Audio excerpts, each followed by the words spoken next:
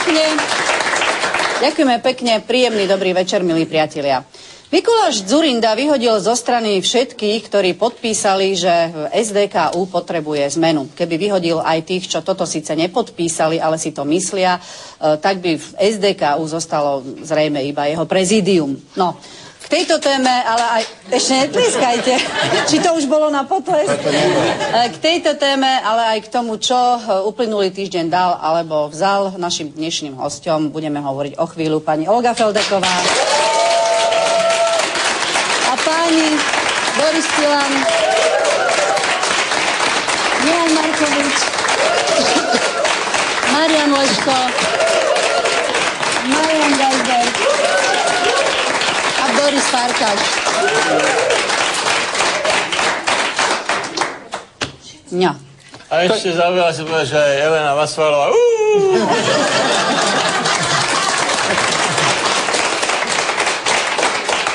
Ale keď už máme hovoriť o tom, čo sa stalo minulý týždeň, tak priznám sa, ja veľmi nerada cestujem, čo nie je veľká chvála, ale je to proste tak. Ja keď mám ísť električkou, tak mám cestovnú horúčku. Vyslovene sa bojím. Ja aj peši.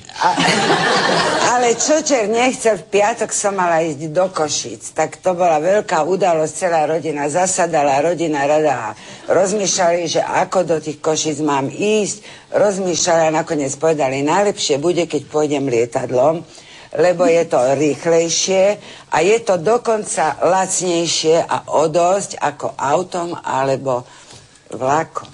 A že navyše budem vyzerať ako dáma, že keď pôjdem lietadlom, tak som už do toho lietadla skutočne, aj som si to uvedomovala, nastupovala ako dáma a zrazu ku mne pristúpil taký zasrán a povedal... Ale, Feldeková, idete lietadlom a to už nemáte na vlak.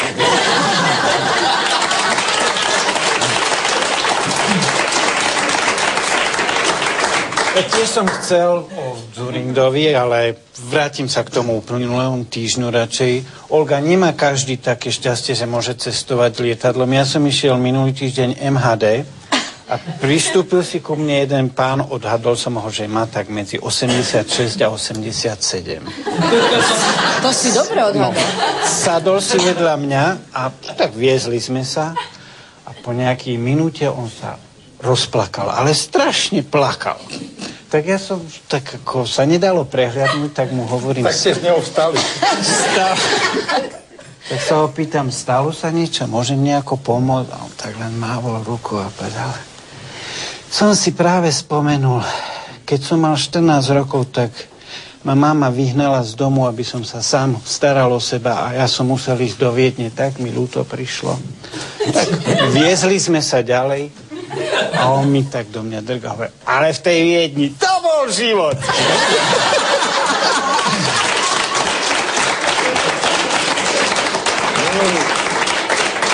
Minulý týždeň teda naozaj nebol boh vie aký. A vrcholilo to v nedeľu.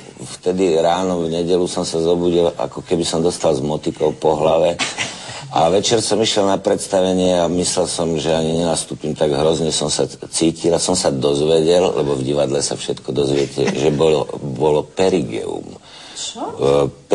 Perigeum. To je,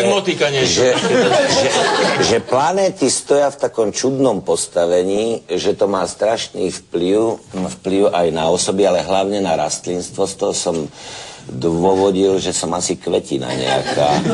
Že keď aj niečo dáte do zeme, že zasejete... A nebolo to klimaktéria?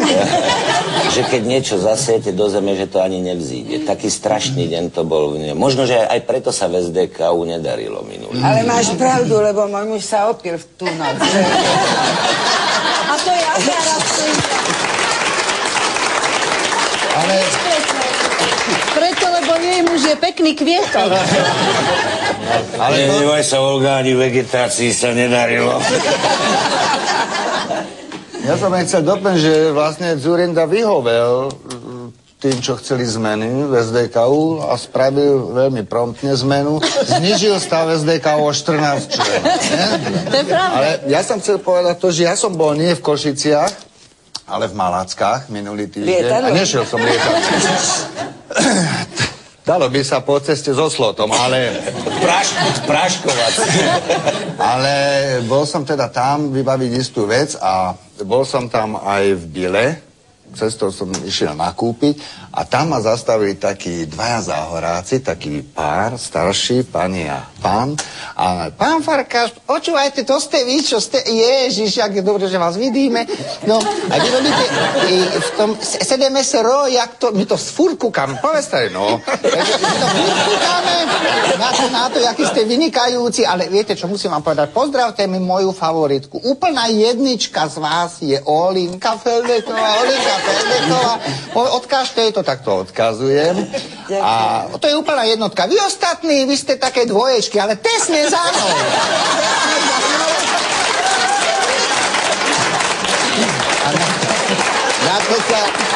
Na to sa ozval ten manžel, ktorý tam tak len stáva, že okrem Lasiciu, ten je tiež jednička. A ono sa nabáva, ticho buď. Pán Farkáš, nehnevajte sa na neho. Jednička je Lasica, ale len u nich, u chlapu.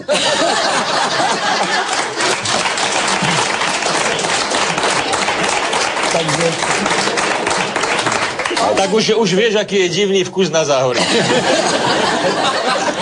Čo sa odohralo v SDKU, to je pre mňa ešte záhada, ale páči sa mi, že Česi hovoria, že strelil na lyžku, trefil Marišku a Dzurinda strelil na lyžku a trafil záhradníka.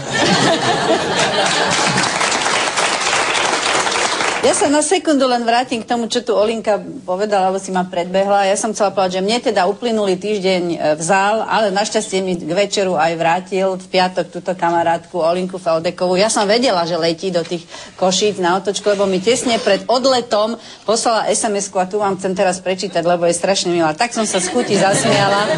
Ona sa totiž bojí lietať a napísala mi toto. Moja Eňa, zajtra idem do Košíc a späť.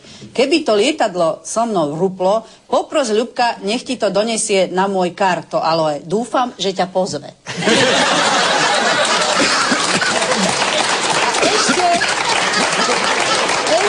Ešte keď ju ohováram, tak ešte vám poviem, čo nám k tomu letu, tomu teda lietadlu včera všetkým povedala. Povedala, že teda sa bála, ale že doletela dobre večer a celú noc spala a spala aj celý deň, pamätáte sa, celý druhý deň až do večera do 5. A keď sme sa jej spýtali, a čo prvé sa stalo, že si celý deň prespala až do 5. A ona povedala, no to bol ten časový posun.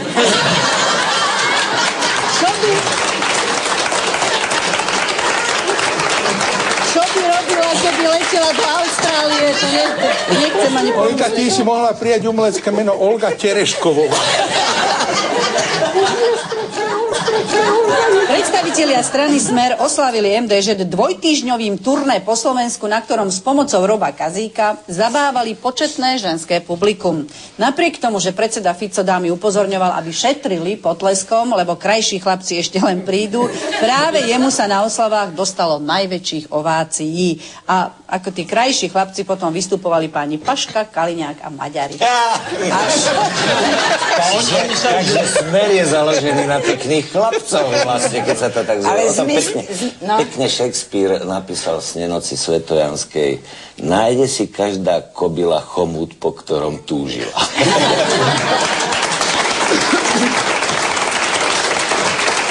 To je zaujímavé, ako speváci majú meno také, jak si zaslúžia. Jeden sa volá God a druhý Kazík.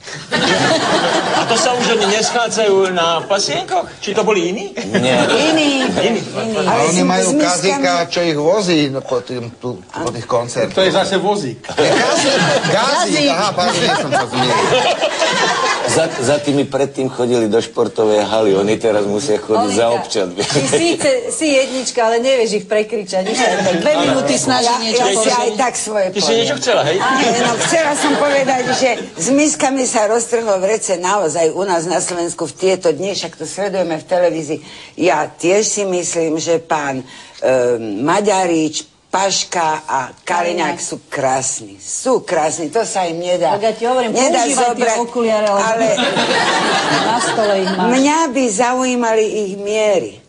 To je dôležité. Promenáda v plavkách, to by Olinka, nebolo musíš s nimi vyfajčiť fajku mieru.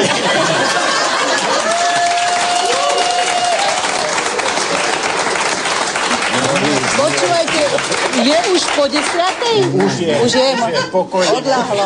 Mne sa páči, že najväčší potlesk zožal Robert Fico. Pretože je vidno, že po dlhšom čase znovu slovenské ženy nevsádzajú na fyzickú krásu, áno, ale že dbajú na duchovné hodnoty voči. Tak ako za Mečiara. My keď sme boli deti v škole, tak sme GMDŽ robili mamičkám také srdiečka z výkresu. 2 srdiečka, na jednom bola napísané mamička, ľúbim ťa, a druhé malo také otváracie okienko a to sa zašívalo bavlnkou. A mňa to nebavilo ani vystrihovať, ani zašívať. Ja som chodil na vtedajšiu ulicu Červenej armády, teraz Gröslingovú, a mám tam 2 prvenstvá. Som trojnásobný víťaz tej školy v hode cvičným granátom. Pamätáte si, gumový granát? Áno, jasne. A ako najhorší žiak, ktorý takéto srdiečka, nikdy som to nevedel urobiť. Keby som bol tušil, že príde čas, keď zrušia armádu a oživia MDŽ, bol by som sa venoval srdiečkam, nie granátom. Tak je, že nezávidím tým politikom, lebo my sme oslavili jeden večer, keď sme oslavovali. Oni už oslavujú 3. týždeň. Od východu republiky až na... Dnes končia v Bratislave. 3-týždňové oslavy... naozaj končili. 3 týždne nerobia nič iné. Minulého roku viete, čo robili na MDŽ? Žehlili. Skladali záclony a vešali prádlo. A žehlili košele na rýchlosť. Tohto roku mastia chlieb masťou a ozdobujú torty šľahačkou. Keď politik nemá čo povedať, začne hýriť nápadmi.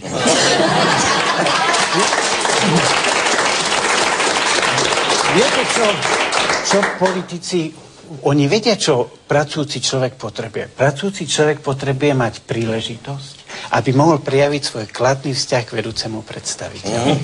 A oni dostali 3 týždne dávajú pracujúcim túto príležitosť. Ale musia sa zastaviť v Bratislave, že idú tak od východu. V Bratislave sa musia zastaviť, lebo keby išli ďalej do Rakúska, tam by to nikto nepochopil.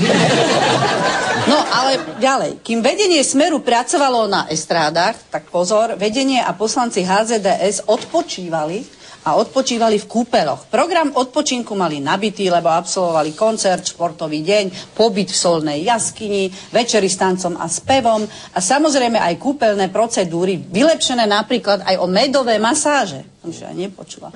Výsledkom majú byť aj nové takticko-strategické postupy, ktoré chcú uplatniť v koalícii. Čo si nepočula? No medové masáže preto, aby takticko-strategicky lepili spolu.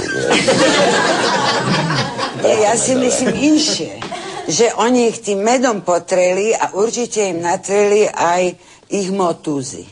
Aby potom mohli tie medové motúzy pretierať nám voličom popod nos, keď vyjdú z tých... Ja to si vymyslela.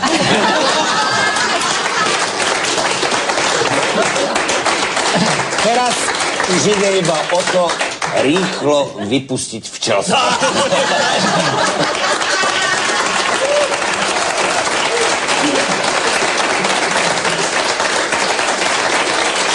Ale ja súhlasím s tebou, to je naozaj takto, že po tých medových masážach mala byť v zápäti tá takticko-strategická porada, ale nebola, pretože sa prilepili v šatni.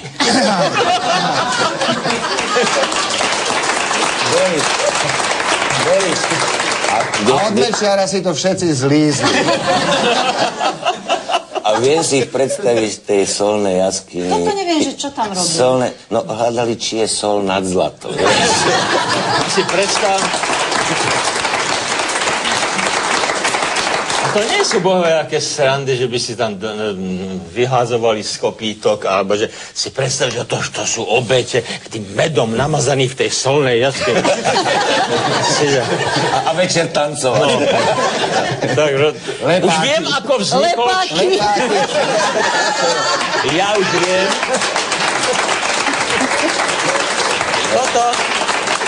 Toto Olga ocení.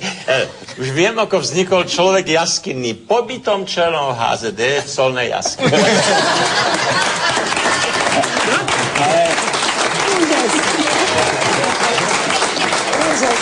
Viete si predstaviť toho Mečera, jak tancuje a na ňom nalepené všetky Totov a všetky...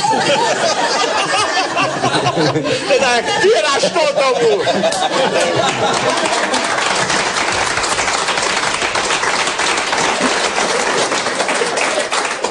Obvineniu z úplatkárstva čelí funkcionár SMK Jožef, že tak sa to pomáha, Jožef Kvarda. Ex-poslanec a bývalý štátny tajomník vraj spolu s ďalšími podplatil futbalového rozhodcu, aby rozhodoval zápasy v prospech futbalového klubu Družstevník Čenkovce. Pán Kvarda ako starosta Čenkoviec chcel dopriať svojmu mužstvu postup do vyššej súťaže. No, politik SMK ale všetko popiera a tvrdí, že sa stal obeťou spravodajskej hry. Urobil chybu, že dal 50 000. Čo to je 50 000? 50 000 nie je nič, keby bol dal 5 miliónov, tak mu na to nikto nepríde a nikto si to ani nevšimne. Tak. Ale to im mali nechať. Bože môj. Tiež neodhadneme pokrokové kroky, to ich mali nechať a nechaj ich postúpiť vyššie a najvyššie. Ja si viem predstaviť, svet mohol mať zážitok. Si predstav finále Ligy majstrov Real Madrid Družstevník Čenkov. Už len, ako by to len španielský blázon, reportér vyslovil. Družstevník. A ja si myslím, že aj ten Real sa dá nakoniec podplatiť. Keď budeme mať euro, to žiaden problém. Tu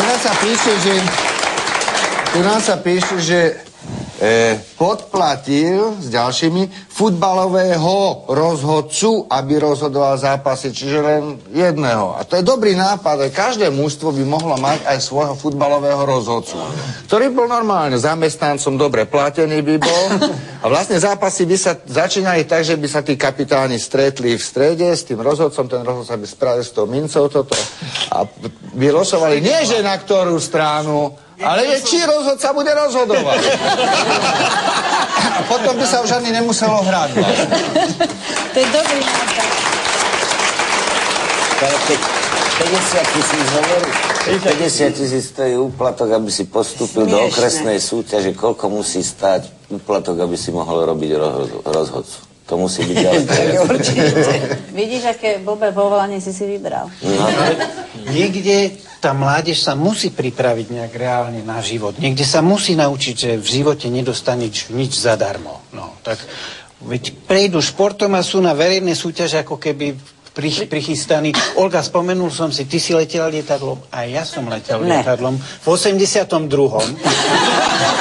Pamätáš sa na Jara, istého ligového futbalistu? My v Prešove sa všetci poznáme. Tak Jaro, jasne. Jano. Tak sme Jaro, leto, jeseň. Tak sme cestou leteli sme z Bratislavy do Košic a dali sme debatu o futbale.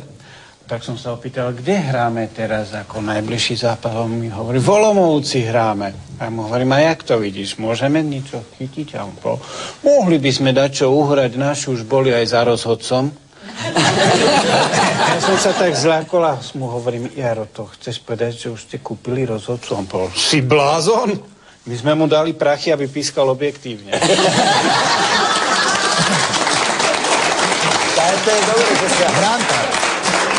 To je dobré, že sa hovorí rozhodca, nie sudca, lebo to sa môžeš aj pomýliť a ísť na ústavný súd podplateného sudcu. Václav Klaus podpísal druhý prezidentský sľub darovaným perom za, myslím, že vyše 1 000 000 českých korún. No, vyše. Není Václavka z tebe rodina? Upozornenie, že tým robí reklamu výrobcovi, odmietol presne tak, ako svojho času odmietol, že robí reklamu, keď propaguje istú značku lyží alebo nový bulvárny časopis. Pretože kráľ Karol IV. Stanovil, že pri mimoriadnych príležitostiach sa môžu vystaviť české korunovačné klenoty. Nechal ich vystaviť aj prezident Klaus po svojej druhej inaugurácii. A to je aj s tým perom. Však to je pravda. Za korunu si má zastrčiť to. Aj indiánsky načelníci mali pera, nie? Ale predsa len teda za 1 000 000 korún. Ale to už je za atramentom. Potom má. To je jak s tými drahými autami. To je strašne nákladné. Či pero, či auto. Vieš, koľko musí také miliónové pero žrať litrov atramentu na 100 kilometrov? To neoplatí.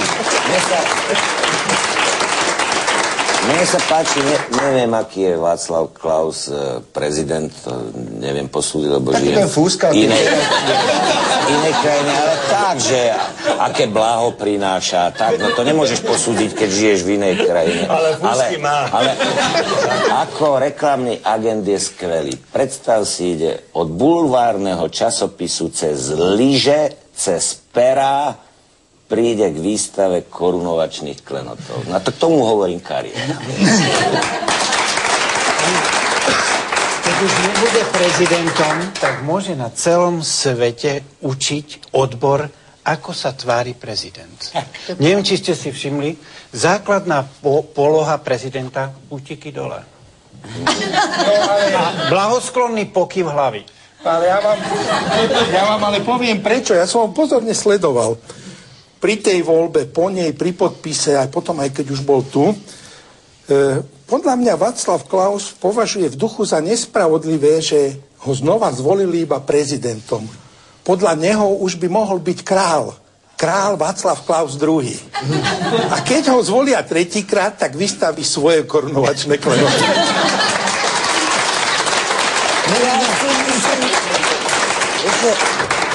Predsa len nemal podpisovať takú vzácnú listinu požičaným perom. Myslím, že sa to nehodí. Keď nemal vlastné, dalo sa to riešiť aj elegantnejšie. My, keď sme sa hrali na zbojníkov, ako deti, tak sme si pichli špendlíkom do prsta a podpísali sme prísahu vlastnou krvou. Možno, že on to je ale teraz on má modrú. Nemohol to urobiť, lebo on sa tak bál, že ho nezvolia za prezidenta, že bol úplne stečený z krvi. Krvi by sa nedorezal.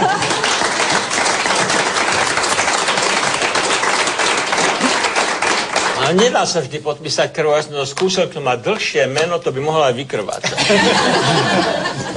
Ale to si, už si nevyčíslil všetky tie podoby prezidenta, lebo toto si mal. Ešte si pozeral diskusiu so Švejnárom pred voľbami, tak to bolo aj takáto.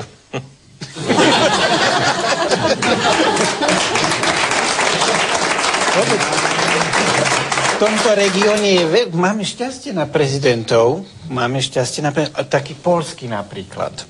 Poliaci postúpili po dlhom čase na majstrovstvá Európy vo futbale a postúpili len vďaka jednému holandskému trénerovi, volá sa Leo Benhaker.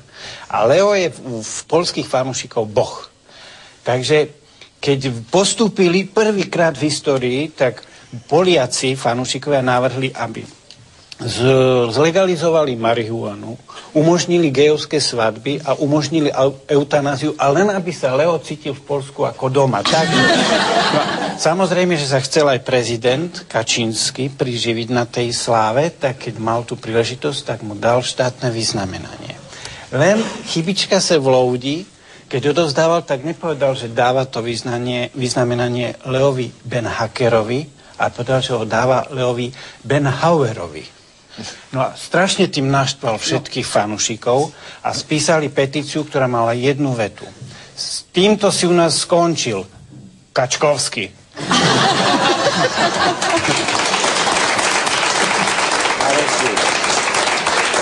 Maroši, ale vieš čo má Václav Klaus, ten taký, lebo dostáva príliš veľa otázok o tom globálnom oteplovaní.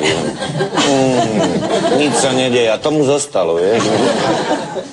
Ale viete čo, ja som si uvedomila, že či ste o tom rozmýšľali aspoň chvíľočku, že pero, taký malý predmet nie a tak veľmi veľa stojí.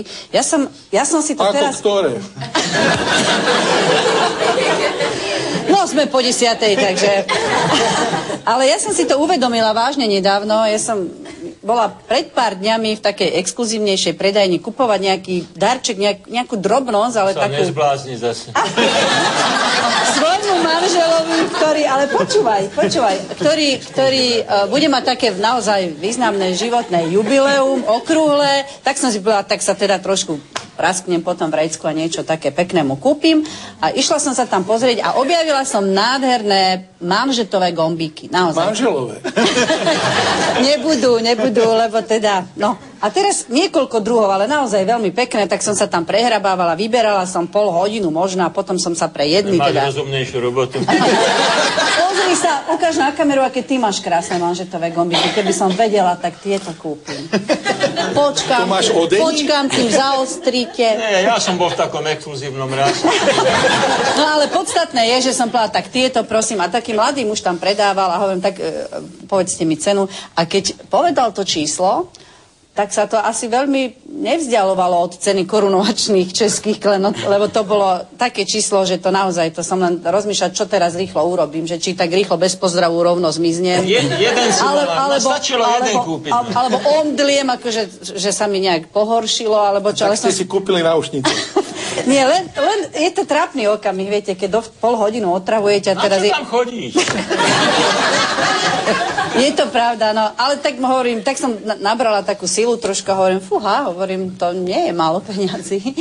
A ten predávač mi hovorí, no tak, viete, pani Macvalová, no tak platina, a v strede ten diamantík a vtedy mi tak svitla nádej, hovorím, len v strede?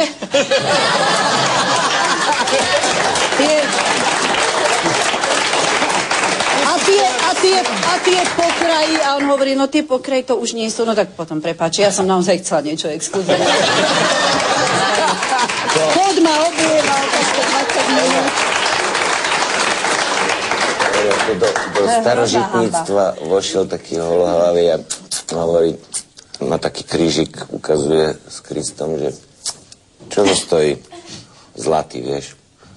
Povedal mu sumu a on bez toho atleta.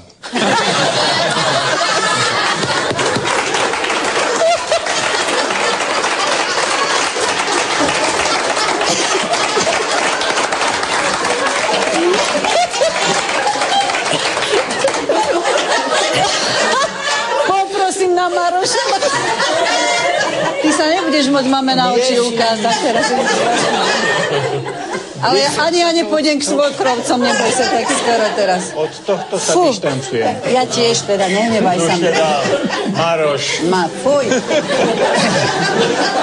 Manželia Penovci z Long Islandu sa 4 roky márne pokúšali rozšíriť svoju rodinu. Preto sa napokon rozhodli pre metódu in vitro, ktorá bola mimoriadne úspešná. Namiesto jedného dieťaťa sa im narodili hneď 3. A pretože sú z jedného vajíčka, sú ako keby klonované, takže už teraz je zaručené, že 3 chlapci budú vyzerať úplne, ale úplne rovnako. No však chvála Bohu, no to by bolo strašné, to by aj tá skúmavka bola v podozrení, kebyže jeden Číňan, druhý Černo.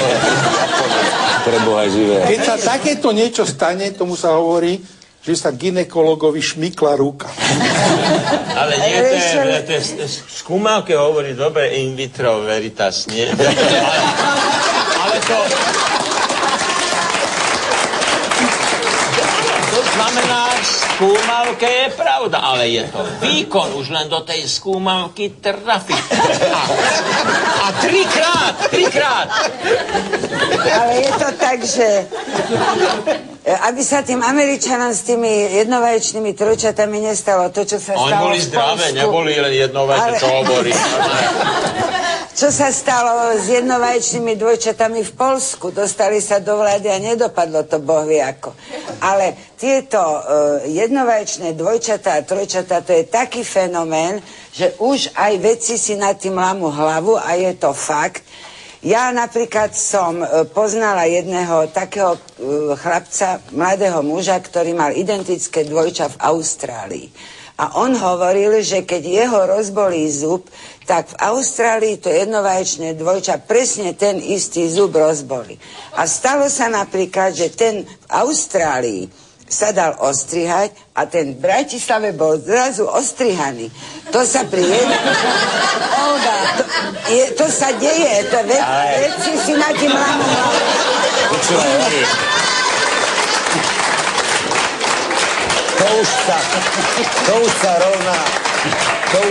To už sa rovná tej Lasicovej reklame na Velu. Čo je veľa, to je veľa. Oni sa boja aj oženiť, aby náhodou jeden nemusel vychovávať dieťa tomu druhé. Maroško, prosím ťa, niečo také. Zahovor to. Skúsim to teraz vrátiť do reality. Tak. Jeden môj známy veterinár a kinológ bol veľmi ako v odbore populárny, pretože keď mala súčka nejaký vrch, tak ho pozývali, by posúdil a tak. A stalo sa, že jeho známa mala trojčatá, tiež ho pozvali, aby sa prišiel pozrieť na deti. Poďte sa pozrieť na deti a oni si mysleli, že on tak ako pozrie a povie krásne, nádherné. Nie, on prišiel, deti spali, surovo porozbaloval, prekontroloval, ponaťahoval, deti vrieskali, rodičia vylákali a on potom povedal, no, nechcem vám vnúcovať svoj názor, ale ja byť na vašom mieste, nechám si toho naľavo.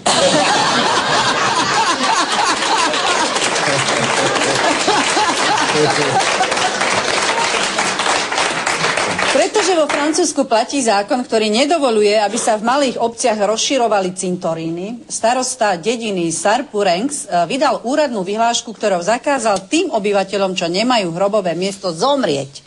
Starosta Gérard Lalande vyhlásil, že ak mu nadriadený orgán povolí rozšíriť cintorín, on svoj zákaz zruší. V miestnych, teda regionálnych denníkoch vychádza teraz pústa inzerátov podobného znenia. Ja som si jeden napísal. Hej. Ponúkame podnájom v rodičovskom hrobe tichému zosnulému nefajčiarovi so zmyslom pre čierny humor. Značka dámske návšteve len do 18. A podobné. Ale v mojom rodisku šetrili tiež miestom na cintoríne, lebo tam sa veľa umiera. Takže mali to... Skoro 100%, že? Mali to tak vymyslené, že manželov pochovávali na seba. A môj starý otec chudák, on sa veľmi tešil, že jeho žena zomrela o niekoľko rokov skôr, lebo potom na smrteľnej posteli hovoril: vidíte, a zas budem na tej starej materi ležať.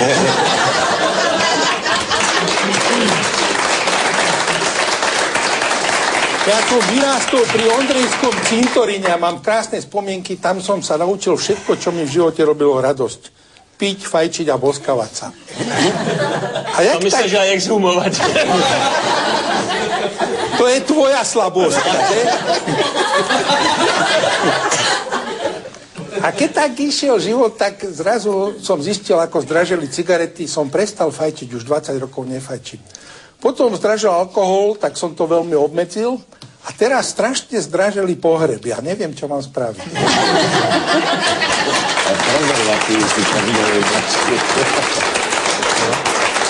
Ja som spomínala tu, že som minulý týždeň bola 2 dní na strednom Slovensku a keď som sa vracala, tak som mala opäť šťastie, lebo ja mám takú vlastnú zbierku, už som to tu párkrát spomínala, nápisov, ktoré sa objavujú na cintorínoch, na tých billboardoch alebo niekde pri bráne a mala som, hovorím, šťastie, lebo som si zase 2 pekne objavila aj zaradila do zbierky, tak na jednom tom billboarde stálo na cintoríne Vítajte.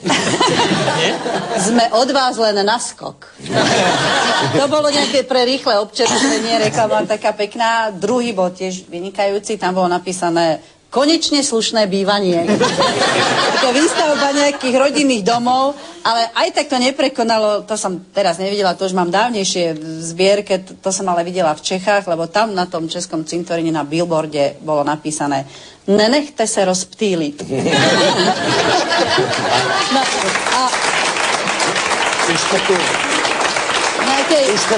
a nejakej rozptýlovej lúke, ale bola tam taká presná tá baba nad počítačom, tam išlo o nejaké... Už nejaké... to tu niekto niekedy spomínala na jednom cintoríne, bolo, že hor sa do žatvy. Britský inžinier John Pettigrews pozoroval na sebe nečakané vedľajšie účinky nadmernej spotreby piluliek Viagra. Po požití väčšieho ako odporúčaného množstva piluliek videl pán inžinier všetko modro. Najskôr mu to neprekážalo, ale potom predsa len Viagru vysadil, lebo chcel vidieť svoju poštovú schránku takú, aká je, červenú a nie modrú. Kvôli tomu toto vysadil. Keby žil na Slovensku, tak ho vylúčia z SDKU.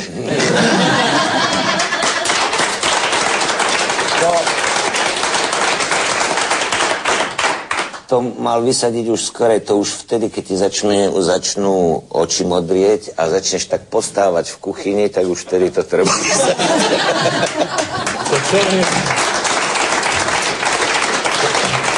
Človeka úplne zblbne, ja si začnem pomaly myslieť, že tie papiere fakt nie sú modré. Je to raz pravda, že požívatiny majú vplyv na zrak. Môj starý otec, že ho zase spomínam, hovoril, že keď zjete väčšie množstvo, keď človek zje väčšie množstvo žihlavy, ale ešte takej na koreni, takej čerstvej. Na koreni? Áno, čiže keď to spasieš vlastne väčšie množstvo žihlavy, tak vidíš potme tak, ako vodne. Všetko proste vidíš. Dokonca v noci môžeš chodiť na huby.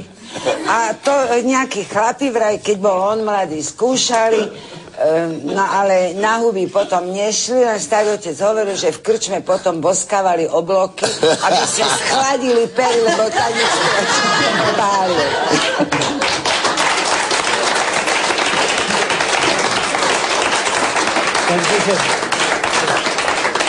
Tak ako u nás aj vo svete je to na predpis a preto sa s tým obchoduje. A s čím?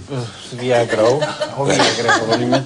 Celý čas. Ja viem, že tu mali niektorí vstupy, ktoré to odtiahli ďaleko. Dobre, ideš na dobre. Ale ja som vrátil k tomu, tak obchoduje sa s tou Viagrou a na internete, keď si spomínal ten inzerát, ja som tiež jeden videl tam inzerát, bolo to napísané asi tak, že predám 3 takmer kompletné balenia Viagry. Značka, už sa mi nechce. Ale že...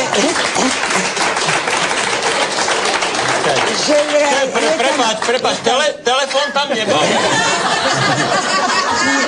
Ale toto si ty zapamätaj, že pol Viagry sa užíva vtedy, keď sa chceš iba boskávať. Poznám to v inom znení. Ale teraz existujú aj také, že tá Viagra, a keď máš problémy so zrakom, tak je červená, že si dáš, že toto dáš, ako to je klasicky, a keď to má zlé účinky, je rýchlo červenú, že stop. Hej? Ale našťastie Viagra len málo komu pôsobí na očné orgány. Ale daj si teraz, nech vidíme, čo to spraví.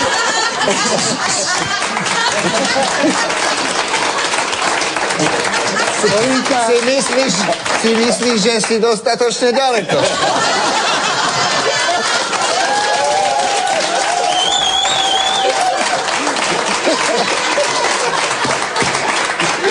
Ale to je...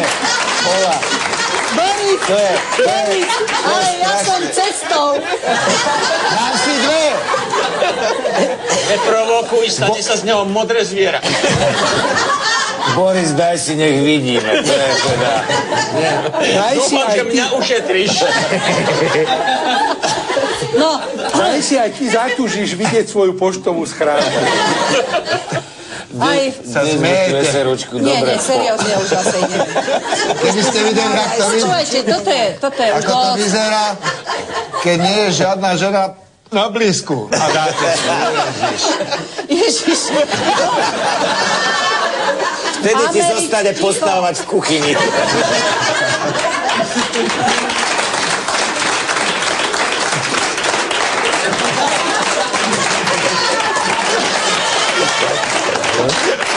Tuším, by sme to tu mohli aj skončiť. Nie, poďme ďalej. Ale vážne, mohli by sme to. Skončíme to? Samozrejme. Ja to skončím. Je veľa hodín. Olga, môžem to skončiť? Áno, už sme povedali všetko. Pozrite sa, aká je tu demokracia. Keď povedali, že môžeme skončiť, tak skončíme. Ja nechcem. Ale si v menšine máš smolu. Milí A priatelia. menšiny tiež majú nárok na to.